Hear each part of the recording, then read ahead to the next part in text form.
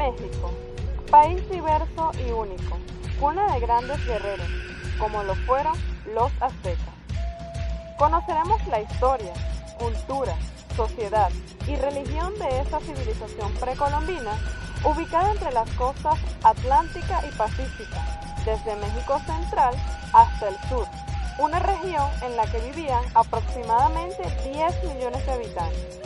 Para el año de 1111 después de Cristo, es la salida de los aztecas de Aztla, fecha de consagración del dios de la guerra, Huitzolotli, quien los iba a guiar a nuevas tierras. Las leyendas traslucen la realidad.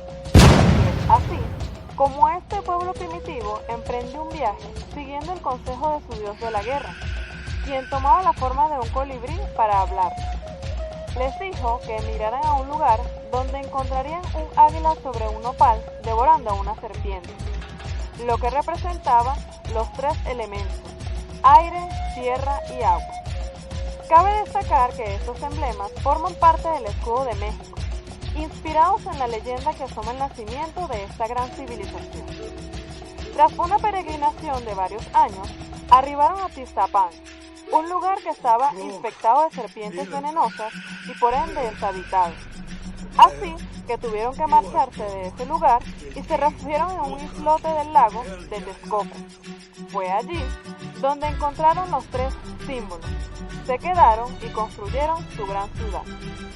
En el año de 1325 fundaron la ciudad de Tenochtitlán. 13 años después fundaron Tlatelolco, ambas ubicadas dentro de una gran isla. Los aztecas fueron ganando terreno fabricando los chinampas, balsas de junco sobre las que echaban tierra. Desde el centro del islote salían tres calzadas, cruzadas por canales y con puentes levadizos que la unían con la tierra firme. La ciudad tenía un centro monumental con 78 edificios, entre templos, palacios y el juego de pelota. Tenían 108 barrios, las casas eran de mampostería, con terrazas y pequeños huertos y jardines. Sus calles eran de tierra, canales o mixtas, y surcaban en todas las direcciones que facilitaban el transporte en canoa. ¿Cómo era su sociedad y administración? Al principio, formaron una organización social y política de carácter tribal, pero sus conquistas los llevaron a una clase privilegiada. Se organizaban en comunidades llamadas capullis. Existían 20 en la capital. Cada una de estas poseía tierras que se distribuían entre los miembros de la comunidad, teniendo sus propios jefes, escuelas, templos, emblemas, entre otros.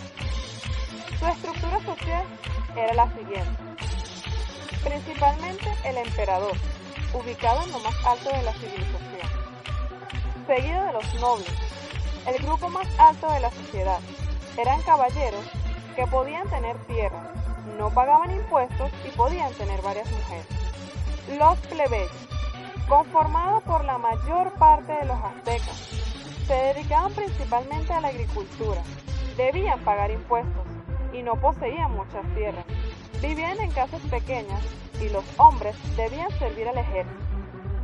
Los siervos se dedicaban a trabajar la tierra para los nobles. Y por último, los esclavos eran los endeudados o los capturados de la guerra. En cuanto a las ocupaciones, se desempeñaban como alfareros, tejedores, carpinteros, albañiles, curtidores, pescadores, ceramistas y joyeros. Era habitual que los hijos siguieran los oficios del padre. La mayoría de estos eran realizados por los hombres. Las mujeres cuidaban las casas y ayudaban en actividades agrícolas ligeras.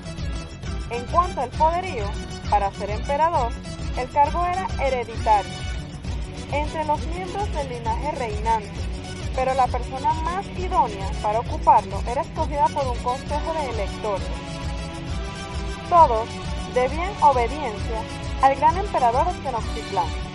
Esto se debe a que en el año de 1428 se formó la triple alianza entre la ciudad de Tenochtitlán, Texcoco y Tlacopan. ¿Cómo era su cultura?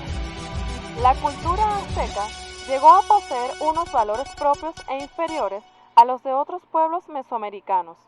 Trabajaban la piedra, fabricaban hachas, azuelas y cinceles. Con la obsidiana hacían cuchillos, navajas de afeitar y puntas de armas. ¿Cómo era su religión? Eran politeístas. El culto corría a cargo de una carta sacerdotal. La ofrenda más importante, aunque ustedes no lo crean, era la sangre, fluido vital. De allí derivaron los sacrificios humanos. Los prisioneros de guerra eran los principales candidatos. Las víctimas eran colocadas sobre una piedra ceremonial y se les extraía el corazón. Tenían muchos dioses y realizaban distintos ritos para ofrecerles tributos. La guerra para los aztecas era la actividad más noble de su poderío militar. Esto los llevó a conquistar otras tierras y ganar tributos y prisioneros destinados a la esclavitud y sacrificios humanos, con la finalidad de alimentar al sol para seguir viviendo. Transcurrieron los años y el imperio azteca creció, temido y respetado por todos sus vecinos. Sin embargo, para el año 1519 llegaron unos invasores extraños, los españoles. Hernán Cortés y sus tropas llegaron a México. Luego de batallas, el emperador Moctezuma II tuvo que aceptarlos como huéspedes de su ciudad. Ellos no conocían la pólvora y por lo tanto estaban en desventaja con los españoles. Para 1520 muere este emperador y estos invasores siguieron en su tierra. En 1521 se conoce como la fecha de la caída de este imperio. Sin embargo, en la actualidad sigue presente en la historia por ser una civilización con una gran cultura, con un poder y avance inimaginable para la época, transformándose en poco tiempo de un pueblo errante y humillado a un pueblo con avanzados conocimientos en arquitectura, matemáticas, astrología y otras ciencias.